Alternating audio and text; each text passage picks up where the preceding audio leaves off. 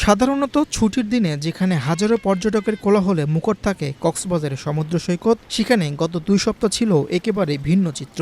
টানা ভারী বর্ষণ, বৈরী আবহাওয়া ও দেশের বিভিন্ন অঞ্চলের বন্যার কারণে পর্যটক শূন্য হয়ে পড়ে বিশ্বের দীর্ঘতম সমুদ্র সৈকত। আর এর সরাসরি প্রভাব পড়ে পুরো পর্যটন শিল্পে।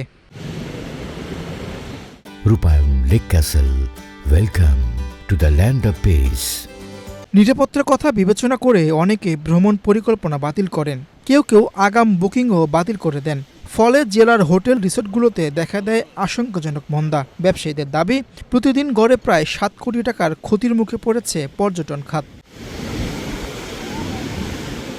শুধু হোটেল নয়, ক্ষতির মুখে পড়েন রেস্টুরেন্ট ব্যবসায়ী, পর্যটকবাহী যানবাহনের চালক, বিচ বাইক পরিচালনাকারী, চেয়ার ছাতা ভাড়াদাতা, ফটোগ্রাফার, হকারসহ সমুদ্রকেন্দ্রিক হাজারো ক্ষুদ্র উদ্যোক্তা। এখানে 2 সপ্তাহ ধরে বৃষ্টি হচ্ছে, এখানে পর্যটক না আসার কারণে আমরা এখানে খেলনা ব্যবসায়ী, অনেক ব্যবসায়ী আছে, তারা ব্যবসায়ী হচ্ছে না, মানে পর্যটক না আসার কারণে আমরা অনেক কষ্টে আছি। এখন 2 সপ্তাহ পর্যন্ত বৃষ্টির কারণে ব্যবসা হচ্ছে না, ওই জন্য আমাদের সংসার একদমই চলতেছে না, একদম আমাদের না চলার মতন অবস্থা।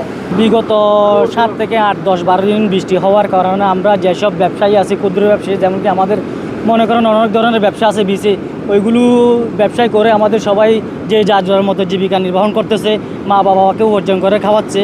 তো বৃষ্টি হওয়ার কারণে আমাদের সবার ব্যবসায় অনেক ক্ষয়ক্ষতির দিকে আমরা সম্মুখীন হতে। পর্যটন ব্যবসায়ীদের জন্য অর্থাৎ রেস্টুরেন্ট ব্যবসায়ীদের জন্য অত্যন্ত ক্ষতিকর হয়েছে, যেখানে আমাদের প্রতিদিন 3 লক্ষ থেকে 4 লক্ষ টাকা বিক্রি হতো, সেখানে বর্তমানে 40,000 থেকে 50,000 টাকা বিক্রি হচ্ছে। এদিকে আবহাওয়া স্বাভাবিক হয়ে আবারও পর্যটক ফিরতে শুরু করেছেন, এতে কিছুটা স্বস্তি ফিরেছে পর্যটন সংশ্লিষ্টদের মধ্যে।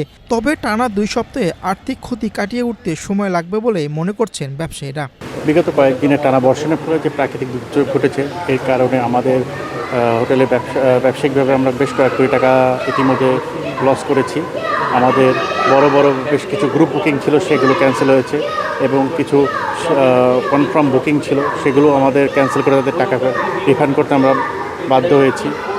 আর প্রতিনিয়ত আমাদের কক্সবাজারের পর্যটকদের যে ফ্লোটা ছিল, ওয়াকিং যে গেস্ট ছিল, সেই গেস্টও আমাদের এখন নেই বললেই চলে। উদ্দেশ্যে বলতে চাই, এখন বর্তমানে আমাদের কক্সবাজার পর্যটনের যে পরিবেশটা, এটা স্বাভাবিক আছে।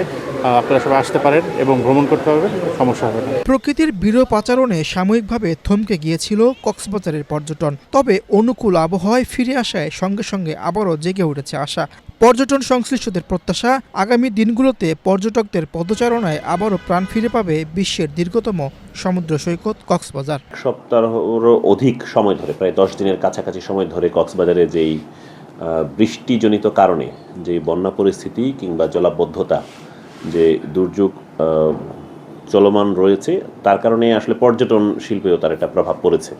এটির প্রভাব আসলে 8-10টা শিল্প বা খাতে যেই রকম সমস্যা থাকে, এরকমই এখানে আসলে এইটার সাথে জড়িত যেই হোটেল ব্যবসা থেকে শুরু করে ট্রান্সপোর্ট ব্যবসা, তারপরে রেস্টুরেন্ট বলেন, এর সাথে সংশ্লিষ্ট সবারই এটার উপর একটা ইম্প্যাক্ট পড়েছে। দুর্যোগের কালো মেঘ ধীরে ধীরে সরে যাচ্ছে, উত্তাল ঢেউয়ের পাশে ফিরছে মানুষের কোলাহল, জেগে উঠছে নতুন আশা। ক্ষতি কাটিয়ে আবারও প্রাণ ফিরে পাবে কক্সবাজারের পর্যটন, এমনটাই স্বপ্ন দেখছেন এই খাতের সঙ্গে জড়িত হাজারো মানুষ।